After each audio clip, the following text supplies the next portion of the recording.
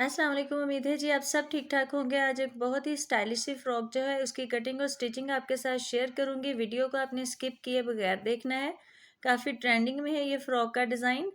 इसके लिए सबसे पहले मैं पेटी की कटिंग करूंगी। पेटी की कटिंग करने के लिए मैंने 16 इंच जो है इसकी लंबाई रखी है पेटी की। बैक और फ्रंट की मैं इकट्ठी कटिंग कर रही हूँ, तो लंबाई 16 इंच रखी है। अगर आप लेंथ जो है 42 इंच पहनते हैं तो इतनी जो लंबाई है पेटी की वो काफ़ी होगी, क्योंकि इसमें हमने पेटी को ज़्यादा लंबा नहीं रखना।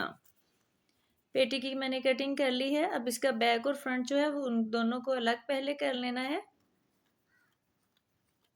इसके फूलों का जो रुख है उसका आपने ध्यान करना है। अब मैं जो चौड़ाई है इसकी ले रही हूँ, मुझे 20 इंच ऊपर से चाहिए, तो मैंने 22 इंच 2 इंच यानी मार्जिन रखा है। इस फ्रॉक की कटिंग में आपको कपड़े का बहुत एक्स्ट्रा मार्जिन रखने की ज़रूरत नहीं है। जितनी भी आप फिटिंग पहनते हो उस हिसाब से आपने साइडों से सिर्फ 1-1 इंच जो है सिलाई का मार्जिन वो छोड़ना है। इससे ज़्यादा कपड़ा जो है वो छोड़ने की ज़रूरत नहीं है। अब इस निशानों को सीधा कर लेंगे और इनकी भी कटिंग कर लेंगे। ये बैक और फ्रंट दोनों मैंने इकट्ठे ही रखे हुए हैं। अब इनकी जो कटिंग है इस तरह से वो प्रॉपर कर लेनी है। अब ऊपर से कंधे का निशान जो है वो लगाएंगे। फूलों का रुख आपने देख लेना है, दोनों साइड जो है उनका फूलों का रुख एक ही साइड पे आना चाहिए। कंधे जो है ये ऊपर से मुझे 15 इंच तैयार चाहिए, तो मैंने निशान जो है वो 8 पे लगाया है। अब इन निशानों को सीधा कर लेंगे। आपने अपनी मेजरमेंट के अकॉर्डिंग ये निशान लगाने हैं। तो ऊपर से मैंने यहाँ से रखना था 20 इंच, तो मैंने 10 पे निशान लगाया और 1 इंच जो है इसका वो बढ़ा के रखा है, तो 11 इंच वो बन जाएगा। और नीचे से मैंने 1 इंच जो है वो कमर से कम कर दिया है। अब गोलाई दे लेंगे। गोलाई देने के बाद इसकी जो कटिंग है, जैसे आप पेटी की अपनी कमीज़ की करते हैं इसी तरह से आपने इसकी कटिंग कर लेनी है। फ़िलहाल मैंने जो इसके कंधों की है, फ्रंट की गहराई वो नहीं दी है, सिर्फ ऐसे ही जो कटिंग है वो मैंने की है। बैक और फ्रंट क्योंकि दोनों को इकट्ठा कटिंग किया। अब यहाँ से आपने ना आधा इंच जो है इसको ऊपर से और आधा इंच पेटी को इधर से आपने गुलाई दे लेनी है। आधा इंच आपने कंधों की तरफ से इसको कटिंग कर लेना है और आधा इंच इस साइड से कर लेना है। अब ये कटिंग हमारी जो है वो कंप्लीट हो गई है। अब हमने बैक और फ्रंट दोनों को अलग कर लेना है। अब फ्रंट पे जो निशान है वो लगाएंगे। कंधों की गहराई करने के बाद ये निशान जो है वो लगाना शुरू करेंगे। यहाँ से मैंने 5 इंच पे निशान लगाया है। 5 इंच पे बिल्कुल दरमियान से आपने 5 इंच पे निशान लगाना है और इस तरह कोने पे जिस तरह मैंने स्केल रखा है इस तरह स्केल रखते हुए इसकी कटिंग करनी है। सबसे पहले अपने निशान लगा लेने हैं। निशान लगाने के बाद फिर इन निशानों को गहरा करके इस तरह से कटिंग कर देनी है। ये मैंने ऊपर 5 इंच पे निशान लगाया है, इस चीज़ का आपने ख्याल रखना है। ये कटिंग करने के बाद ये देखें खोलने के बाद इसकी शेप जो है कुछ इस तरह से आ जाएगी। जो बैक है उसकी मैंने कटिंग नहीं की है, सिर्फ फ्रंट की है। अब इस पे गला जो है वो आप कोई भी बना सकते हैं। वैसे ज़्यादा इस पे वी गला अच्छा लगता है, लेकिन अगर आप चाहें तो कोई भी बना सकते हैं। ये देखिए बैक जो है वो बिल्कुल सिंपल है, उस पर मैंने कटिंग नहीं की है। अब नीचे से जो हमने लगाना है कपड़ा उसकी कटिंग कर लेंगे। तो इस कपड़े की जो चौड़ाई है वो मेरे पास बहुत ज़्यादा नहीं है। लंबाई जो है वो आपने इस तरह रखनी है कि जो फ्रंट आपकी साइड है वो बैक साइड से आपने 5 इंच ज़्यादा रखनी है। जितना भी आपने यानी ऊपर निशान लगाया था, अगर आप ऊपर 7 इंच पे निशान लगाते हो तो 7 इंच ज़्यादा रखते। मैंने 5 इंच पे ऊपर निशान लगा के वी कट किया था, तो 5 इंच ही मैं इसमें कपड़ा जो है वो एक्स्ट्रा रखूँगी। आप जितना भी ऊपर निशान लगाएंगे, जहाँ से अब वी मैंने कट किया है ऊपर पेटी का, उतने ही इंच जो है इसको रखेंगे। अब यहाँ से मैं 5 पे निशान लगा लूँगी इस तरह से। निशान लगाने के बाद अब इसके ऊपर मैं इंची टेप रखूँगी, क्योंकि स्केल जो है वो मेरा छोटा है और मैंने इसको इस तरह से प्रॉपर जो है वो शेप देनी है, तो स्केल से काम नहीं बनेगा। इस वजह से मैंने इसके ऊपर इंची टेप रखी है। इंची टेप रखने के बाद इस तरह से निशान लगा लेंगे और अब इसकी भी कटिंग कर लेंगे। जो फ्रंट का कपड़ा है वो अपने बैक के कपड़े से 5 इंच ज़्यादा रखना है। अगर आप ऊपर जो वी आपने बनाई है वो 5 है, अगर आप 6 या 7 रखते हैं तो फिर आपने उतने इंच ही ज़्यादा रखना है।